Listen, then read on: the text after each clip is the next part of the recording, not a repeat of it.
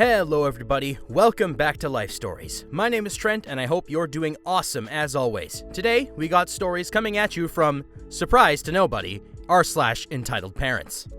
You know the drill, get comfy and let the craziness ensue. Our first story is titled, Entitled Grandma Who Raised Entitled Daughter at Son's Expense. This is another long story for anyone who wishes to read. For those who don't, there's a TLDR at the bottom.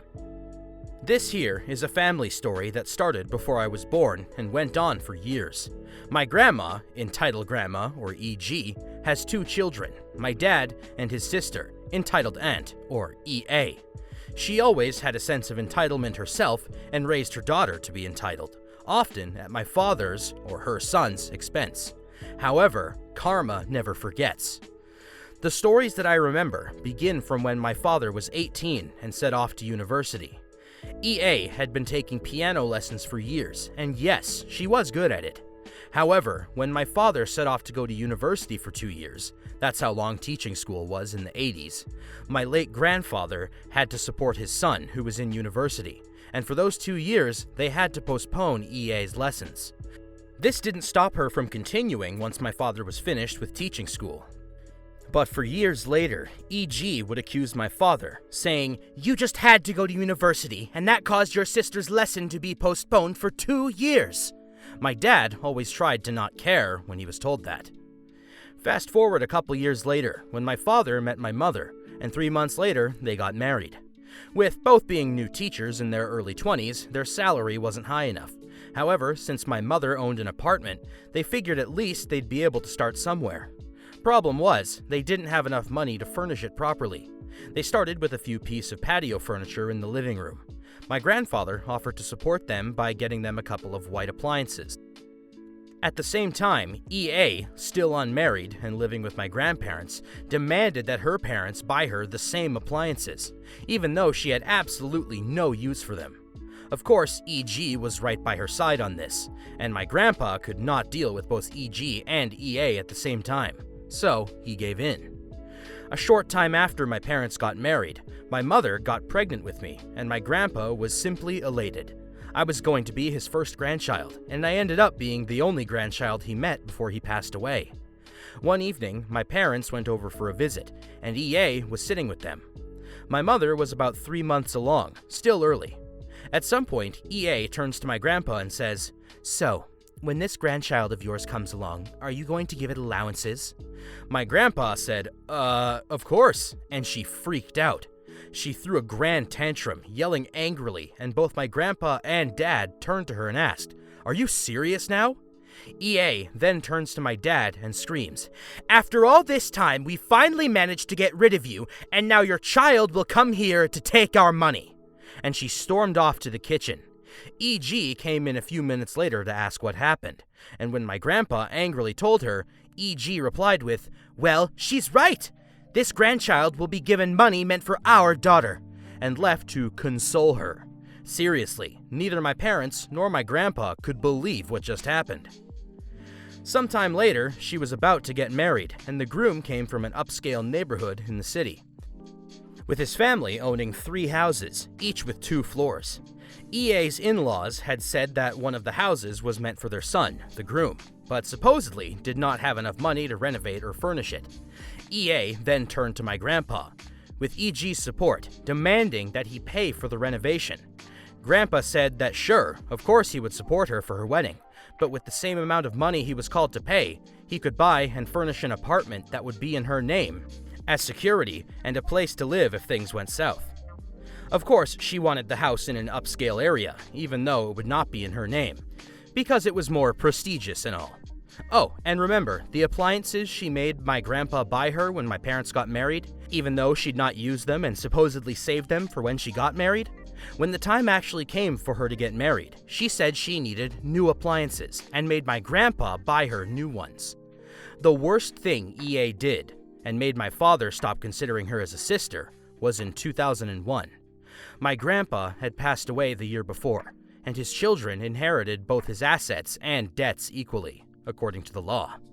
In 2001, My parents got double-crossed in financial matters by people they considered best friends, and we ended up living in great debt. We could not afford to pay our electric bill for months in a row. My grandpa's assets, which his children inherited, included 2 summer houses, one on the mountain and one by the sea, and my dad and EA each had one half of the house. When our financial situation was horrible, my dad proposed to EA that they swap halves so that my dad would get the beach house, which he'd sell afterwards, and EA would get the mountain house. The mountain half he gave up was of much higher value than the beach half he got, so EA already had a profit, and legally she would have been obligated to pay the difference to my dad, so that the exchange would be equal. My dad didn't care, and he never made her pay the difference. He just needed to sell the house, but it wasn't enough for EA.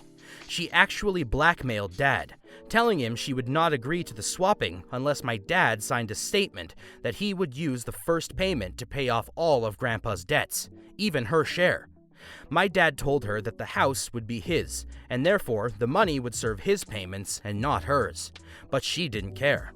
She was already getting a higher value house share than she was giving up without being obligated to pay the difference. But she was also making demands on the payments of the house that would not be hers anymore. And yes, she was fully aware of the situation, and she knew that it was perfect timing for her blackmailing. My dad did plead with her, because our situation was dire and she knew it, but she didn't care.